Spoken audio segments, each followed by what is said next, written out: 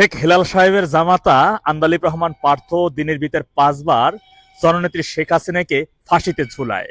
শেখ সেলিম সাহেবের পুত্রা ববি হাজ্জাজ দিনের ভিতর 10 বার শেখ হাসিনাকে ফাঁসিতে ঝুলায়।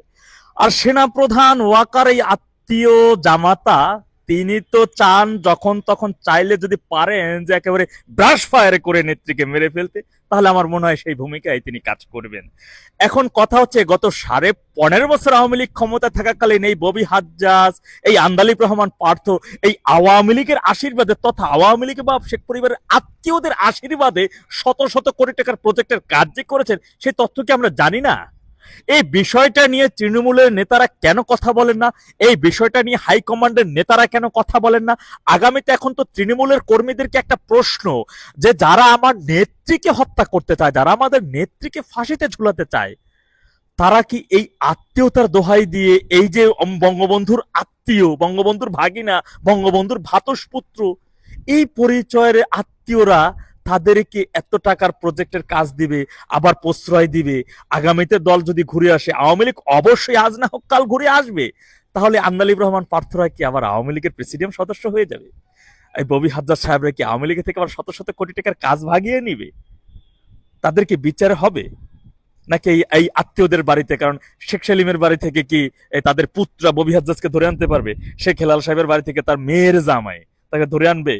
কে আনবে? এত বড় সাহস আছে আওয়ামী লীগের? কার এত বড় সাহস? এখন কথা হচ্ছে তৃণমূলের ভিতরে একটা প্রশ্ন, নেত্রী আগে নাত্মীয় আগে আপনাদের কাছে? যারা আত্মীয় লীগ করেন তাদের উদ্দেশ্যে প্রশ্নটা আমার, নেত্রী আগে নাকি ওই সকল আত্মীয়রা আগে? মনে রাখবেন, আমি তো দেখেছি গত 15.5 বছরে এখন পর্যন্ত সারা দেশব্যাপী তারা এক এলাকার এমপি হয়ে পুরো বাংলাদেশে তাদের প্রভাব বিস্তার করত।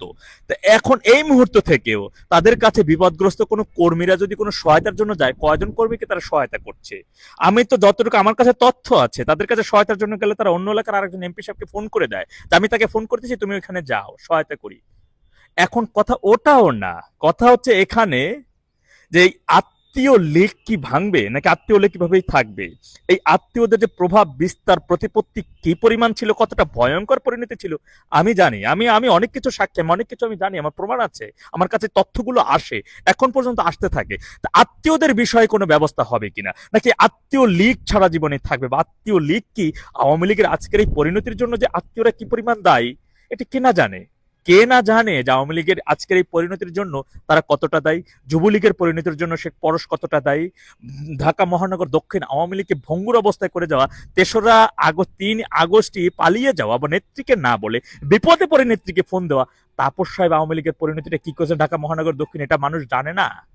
জানি না আমরা নাকি? মানে কোন পরিণতি সাইদ খোকন সাহেব কোন রাগে ক্ষোভে তিনি বলতে বাধ্য হয়েছিলেন, তুমি নেতা হবা আমাকে কেন? নিক্সন চৌধুরী কিভাবে কাজী জাফরুল্লাহ, শাহজাহান খাকে অপমান অপদস্থ করছে সেগুলো কেউ জানে না? এখন কথা হচ্ছে তৃণমূলের একটা প্রশ্ন, দল তো ঘুরে আসবে। আজকে আমরা ধার দেনা করে ব্যবসা বাণিজ্য সবকিছু হারাইছি, দল তো ঘুরে আসবে। তাহলে কি আত্মীয়রা সে আগের স্থানেই থাকবে?